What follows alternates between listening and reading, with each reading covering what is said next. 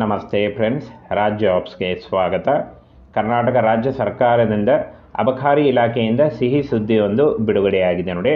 ಅಬಕಾರಿ ಇಲಾಖೆಯಲ್ಲಿ SSLC PUC degree ಆದಂಥ ಅಭ್ಯರ್ಥಿಗಳನ್ನು ಅರ್ಜಿಗಳನ್ನು ಸಲ್ಲಿಸಬಹುದಾಗಿರುತ್ತೆ.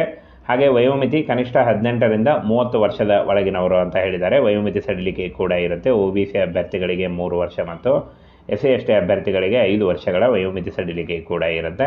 ಹಾಗೇನ ಅಬಕಾರಿ ಉದ್ಯೋಗಗಳಿಗೆ ಬೋತ್ ಮೇಲ್ ಆ್ಯಂಡ್ ಫಿಮೇಲ್, ಪುರುಷ ಮತ್ತು ಮಹಿಳಾ ಅಭ್ಯರ್ಥಿಗಳು ಇಬ್ಬರು ಅರ್ಜಿಗಳನ್ನು ಸಲ್ಲಿಸಬಹುದು. ಕರ್ನಾಟಕ ರಾಜ್ಯ ಸರ್ಕಾರಿ ಉದ್ಯೋಗಗಳ ಹಾಗೆ ಕಾಯಂ ಉದ್ಯೋಗಗಳಾಗಿರ್ತವೆ. ಈ ಒಂದು ಹುದ್ದೆಗಳು ಸಂಪೂರ್ಣ SSLC PUC ಮತ್ತು ಡಿಗ್ರಿ ಆದವರಿಗೆ ಅಬಕಾರಿ ಇಲಾಖೆಯಲ್ಲಿ ಉದ್ಯೋಗಾವಕಾಶ ಇರುತ್ತೆ. ಇನ್ನು ಸಂಬಳ 30,000ದಿಂದ 60,000ವರೆಗೆ ಪರ್ ಮಂತ್ ಸ್ಯಾಲ್ರಿ ಆಗಿರುತ್ತೆ. ಇದು ಜಾಸ್ತಿ ಕೂಡ ಆಗ್ತಾ ಹೋಗುತ್ತೆ. ಇನ್ನು ಫ್ರೆಂಡ್ಸ್, ವೇತನ ಶ್ರೇಣಿಯನ್ನು ಆಲ್ರೆಡಿ ತಿಳಿಸಿದ್ದೀನಿ. ಹಾಗೇನ ಇಲ್ಲಿ ನೋಡಿ, ಸಭೆಯಲ್ಲಿ ಶಿಕ್ಷಕರ ಕ್ಷೇತ್ರದಿಂದ ನಾರಾಯಣಸ್ವಾಮಿ ಅವರು ಅಬಕಾರಿ ಇಲಾಖೆಯಲ್ಲಿ ನೇಮಕಾತಿ ಮಾಡಿಕೊಳ್ಳುವುದರ ಬಗ್ಗೆ ಕೇಳಲಾದ ಪ್ರಶ್ನೆಗೆ ಅಬಕಾರಿ ಸಚಿವರು ಉತ್ತರಿಸಿದ್ದಾರೆ. ಅನುಬಂಧ 1ರಲ್ಲಿ ಖಾಲಿ ಇರತಕ್ಕಂಥ ಹುದ್ದೆಗಳ ಸಂಖ್ಯೆ, ಈಗಾಗಲೇ ಕಾರ್ಯನಿರ್ವಹಿಸುತ್ತಿರುವ ಸಿಬ್ಬಂದಿಗಳ ಹಾಗೆ ವೇತನದ ಬಗ್ಗೆ ಕೂಡ ಮಾಹಿತಿಯನ್ನು ನೀಡಲಾಗಿದೆ ಅಂತ ಹೇಳಿದ್ದಾರೆ.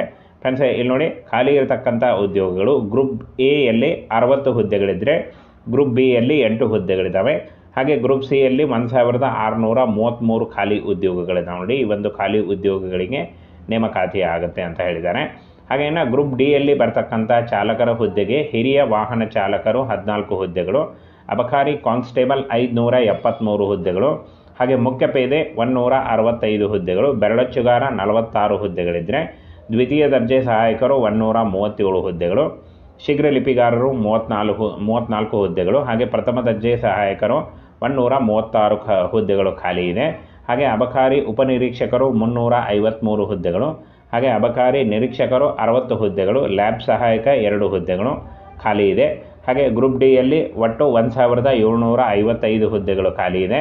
ಈ ಹುದ್ದೆಗಳಿಗೆ ಅರ್ಜಿ ಸಲ್ಲಿಸಿದ ಅಭ್ಯರ್ಥಿಗಳನ್ನು ನೇರ ನೇಮಕಾತಿ ಮೂಲಕ ಆಯ್ಕೆಯನ್ನು ಮಾಡಿಕೊಳ್ಳಲಾಗುತ್ತೆ. ಯಾವುದೇ ರೀತಿಯ ಲಿಖಿತ ಪರೀಕ್ಷೆ ಆಗಲಿ, ಯಾವುದೇ ರೀತಿಯ ಒಂದು ಅರ್ಜಿ ಶುಲ್ಕ ಆಗಲಿ ಇರಲ್ಲ ಅಂತ ಹೇಳಿದ್ದಾರೆ. ಹಾಗೆ ಈ ಒಂದು ಹುದ್ದೆಗಳು ಫ್ರೆಂಡ್ಸ್ ಹಾಗೆ ನೇಮಕಾತಿ ಶುರುವಾಗಲಿದೆ ಅಂತ ಹೇಳಿದ್ದಾರೆ ನೋಡಿ.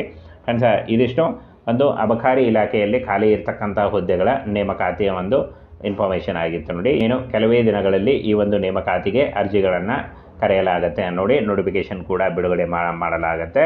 ಫ್ರೆಂಡ್ಸ್, ಕರ್ನಾಟಕ ಅಬಕಾರಿ ಇಲಾಖೆಯಲ್ಲಿ ಖಾಲಿ ಇರತಕ್ಕಂಥ ಹುದ್ದೆಗಳ ಒಂದು ಕಂಪ್ಲೀಟ್ ಡೀಟೇಲ್ಸ್ ಆಗಿತ್ತು. ಕರ್ನಾಟಕ ರಾಜ್ಯ ಸರ್ಕಾರದಿಂದ ಅಬಕಾರಿ ಇಲಾಖೆಯಿಂದ ಸಿಹಿ ಸುದ್ದಿಯೊಂದು ಬಿಡುಗಡೆಯಾಗಿದೆ ನೋಡಿ. ಅಬಕಾರಿ ಇಲಾಖೆಯಲ್ಲಿ SSLC PUC ಡಿಗ್ರಿ ಆದಂಥ ಅಭ್ಯರ್ಥಿಗಳನ್ನು ಅರ್ಜಿಗಳನ್ನು ಸಲ್ಲಿಸಬಹುದಾಗಿರುತ್ತೆ.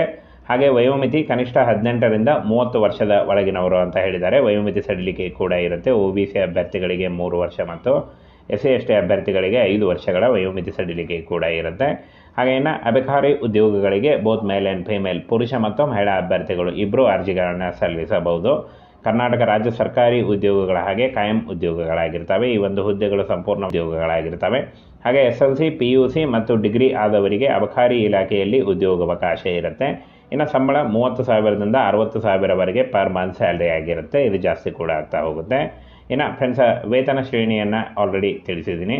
ಹಾಗೇನ ಇಲ್ಲಿ ನೋಡಿ, ಸಭೆಯಲ್ಲಿ ಶಿಕ್ಷಕರ ಕ್ಷೇತ್ರದಿಂದ ನಾರಾಯಣಸ್ವಾಮಿ ಅವರು ಅಬಕಾರಿ ಇಲಾಖೆಯಲ್ಲಿ ನೇಮಕಾತಿ ಮಾಡಿಕೊಳ್ಳುವುದರ ಬಗ್ಗೆ ಕೇಳಲಾದ ಪ್ರಶ್ನೆಗೆ ಅಬಕಾರಿ ಸಚಿವರು ಉತ್ತರಿಸಿದ್ದಾರೆ. ಅನುಬಂಧ 1ರಲ್ಲಿ ಖಾಲಿ ಇರತಕ್ಕಂಥ ಹುದ್ದೆಗಳ ಸಂಖ್ಯೆ, ಈಗಾಗಲೇ ಕಾರ್ಯನಿರ್ವಹಿಸುತ್ತಿರುವ ಸಿಬ್ಬಂದಿಗಳ ಹಾಗೆ ವೇತನದ ಬಗ್ಗೆ ಕೂಡ ಮಾಹಿತಿಯನ್ನು ನೀಡಲಾಗಿದೆ ಅಂತ ಹೇಳಿದ್ದಾರೆ. ಫ್ರೆಂಡ್ಸ್, ಇಲ್ಲಿ ನೋಡಿ, ಖಾಲಿ ಇರತಕ್ಕಂಥ ಉದ್ಯೋಗಗಳು ಗ್ರೂಪ್ ಎಯಲ್ಲಿ 60 ಹುದ್ದೆಗಳಿದ್ದರೆ ಗ್ರೂಪ್ ಬಿಯಲ್ಲಿ 8 ಹುದ್ದೆಗಳಿದ್ದಾವೆ. ಹಾಗೆ ಗ್ರೂಪ್ ಸಿಯಲ್ಲಿ 1,633 ಖಾಲಿ ಉದ್ಯೋಗಗಳಿದ್ದಾವೆ ನೋಡಿ. ಈ ಒಂದು ಖಾಲಿ ಉದ್ಯೋಗಗಳಿಗೆ ನೇಮಕಾತಿ ಆಗುತ್ತೆ ಅಂತ ಹೇಳಿದ್ದಾರೆ. ಹಾಗೇನ ಗ್ರೂಪ್ ಡಿಯಲ್ಲಿ ಬರ್ತಕ್ಕಂಥ ಚಾಲಕರ ಹುದ್ದೆಗೆ ಹಿರಿಯ ವಾಹನ ಚಾಲಕರು 14 ಹುದ್ದೆಗಳು, ಅಬಕಾರಿ ಕಾನ್ಸ್ಟೇಬಲ್ 573 ಹುದ್ದೆಗಳು, ಹಾಗೆ ಮುಖ್ಯ ಪೇದೆ 165 ಹುದ್ದೆಗಳು, ಬೆರಳಚ್ಚುಗಾರ 46 ಹುದ್ದೆಗಳಿದ್ದರೆ ದ್ವಿತೀಯ ದರ್ಜೆ ಸಹಾಯಕರು 137 ಹುದ್ದೆಗಳು, ಶೀಘ್ರ ಲಿಪಿಗಾರರು 34 ಹುದ್ದೆಗಳು, ಹಾಗೆ ಪ್ರಥಮ ದರ್ಜೆ ಸಹಾಯಕರು 136 ಹುದ್ದೆಗಳು ಖಾಲಿ ಇದೆ. ಹಾಗೆ ಅಬಕಾರಿ ಉಪನಿರೀಕ್ಷಕರು 353 ಹುದ್ದೆಗಳು, ಹಾಗೆ ಅಬಕಾರಿ ನಿರೀಕ್ಷಕರು 60 ಹುದ್ದೆಗಳು, ಲ್ಯಾಬ್ ಸಹಾಯಕ 2 ಹುದ್ದೆಗಳು ಖಾಲಿ ಇದೆ. ಹಾಗೆ ಗ್ರೂಪ್ ಡಿಯಲ್ಲಿ ಒಟ್ಟು 1,755 ಹುದ್ದೆಗಳು ಖಾಲಿ ಇದೆ. ಈ ಹುದ್ದೆಗಳಿಗೆ ಅರ್ಜಿ ಸಲ್ಲಿಸಿದ ಅಭ್ಯರ್ಥಿಗಳನ್ನು ನೇರ ನೇಮಕಾತಿ ಮೂಲಕ ಆಯ್ಕೆಯನ್ನು ಮಾಡಿಕೊಳ್ಳಲಾಗುತ್ತೆ. ಯಾವುದೇ ರೀತಿಯ ಲಿಖಿತ ಪರೀಕ್ಷೆ ಆಗಲಿ ಯಾವುದೇ ರೀತಿಯ ಒಂದು ಅರ್ಜಿ ಶುಲ್ಕ ಆಗಲಿ ಇರಲ್ಲ ಅಂತ ಹೇಳಿದ್ದಾರೆ. ಹಾಗೆ ಈ ಒಂದು ಹುದ್ದೆಗಳು ಫ್ರೆಂಡ್ಸ್ ಹಾಗೆ ನೇಮಕಾತಿ ಶುರುವಾಗಲಿದೆ ಅಂತ ಹೇಳಿದ್ದಾರೆ. ನೋಡಿ ಫ್ರೆಂಡ್ಸ್, ಇದಿಷ್ಟು ಒಂದು ಅಬಕಾರಿ ಇಲಾಖೆಯಲ್ಲಿ ಖಾಲಿ ಇರತಕ್ಕಂಥ ಹುದ್ದೆಗಳ ನೇಮಕಾತಿಯ ಒಂದು ಇನ್ಫಾರ್ಮೇಷನ್ ಆಗಿತ್ತು. ನೋಡಿ ಏನು ಕೆಲವೇ ದಿನಗಳಲ್ಲಿ ಈ ಒಂದು ನೇಮಕಾತಿಗೆ ಅರ್ಜಿಗಳನ್ನು ಕರೆಯಲಾಗುತ್ತೆ ನೋಡಿ, ನೋಟಿಫಿಕೇಶನ್ ಕೂಡ ಬಿಡುಗಡೆ ಮಾಡಲಾಗುತ್ತೆ. ಫ್ರೆಂಡ್ಸ್, ಕರ್ನಾಟಕ ಅಬಕಾರಿ ಇಲಾಖೆಯಲ್ಲಿ ಖಾಲಿ ಇರತಕ್ಕಂಥ ಹುದ್ದೆಗಳ ಒಂದು ಕಂಪ್ಲೀಟ್ ಡೀಟೇಲ್ಸ್ ಆಗಿತ್ತು.